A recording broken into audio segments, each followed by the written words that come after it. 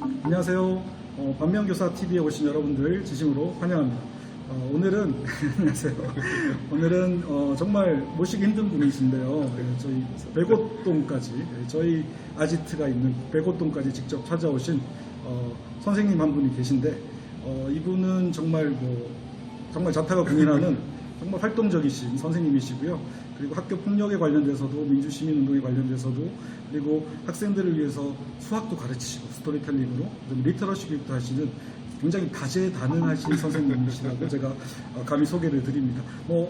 오셨으니까 직접 한번 말씀 들어보도록 할까요? 간단하게 저희 시청자들을 위해서 소개를 한번 해주시죠. 안녕하세요. 경기도 대부도에 대부중학교가 있는데요. 거기서 이제 수학교사로 있는 채자 우자성 최우성 선생님입니다. 반갑습니다.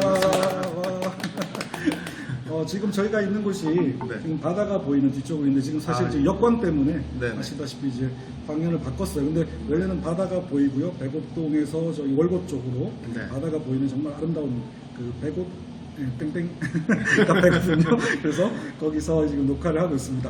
선생님 아까 말씀하신 대로 여러 가지 제가 사전에 얘기를 나눴지만 지금 방송이잖아요. 방송과 현실은 또 좀 다르죠.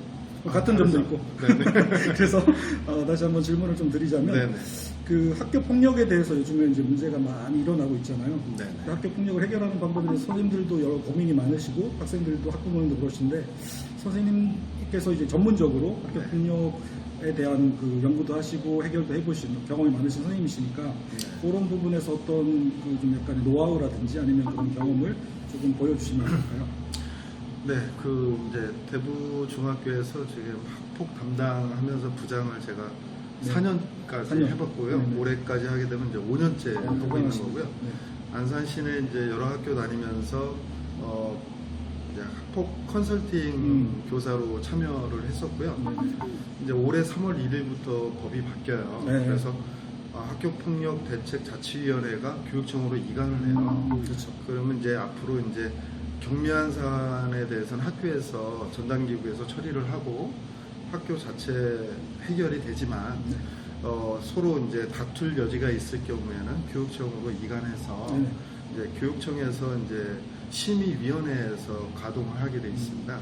그러니까 어떻게 보면 이제 선생님들 입장에서는 학폭 관련 업무가 줄어드는 것처럼 보이지만 교육청에 관련된 문서들을 다 드려야 되기 때문에 이름 그대로 하셔야 되고요. 부채만 좀 맡긴다 말이야. 그렇게 하고 학교장에서 교육장으로 이제 소송의 이제 주체가 바뀝니다. 계속 해보니까 중요한 점은요.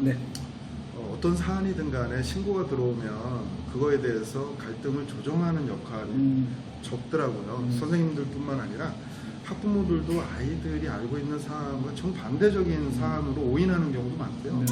서로 이제 가벼운 사안이지만 서로 이제 당사자 간의 이해 부족으로 인해서 1호 조치 받아야 될 거를 5, 6호 중대한 사안으로 커지는 경우도 합니다.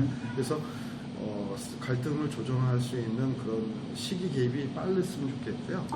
그래서 그런 것들이 많아질수록 우리가 학폭이 이제 예방할 수 있고 또 학폭 사안이 이렇게 점점 중대하게 가지 않고 슬기롭게 헤쳐나갈 수 있을 것 같습니다.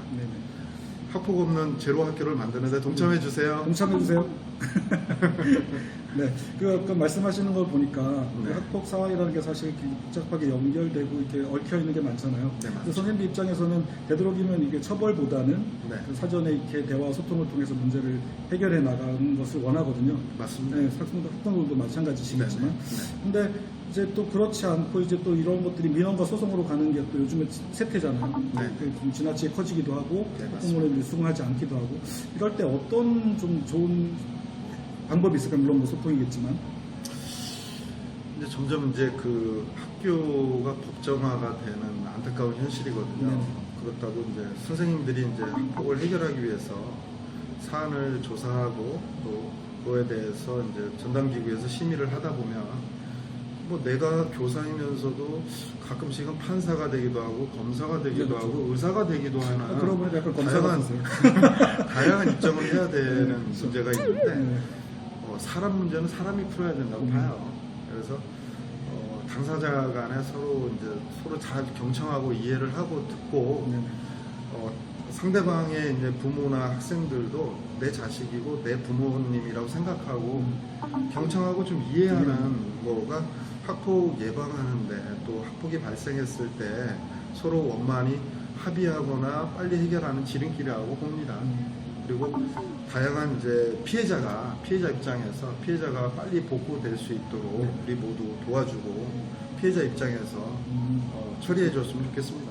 그럼 중요한 건 이제 생기부에 이제 그 학교 폭력이 기록이 되잖아요. 네.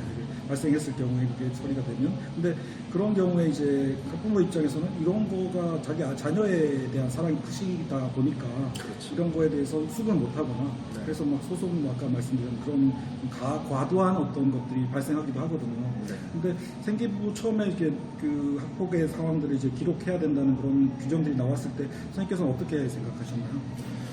그게 이제 논쟁이 많았었거든요. 네네. 이제 선생님들은 어차피 가해자 측의 그 학생에 대해서 일법백계를 하기 위해서 네네. 기록을 해주고 좀 경각심을 갖기 위해서 좋았지만 네네.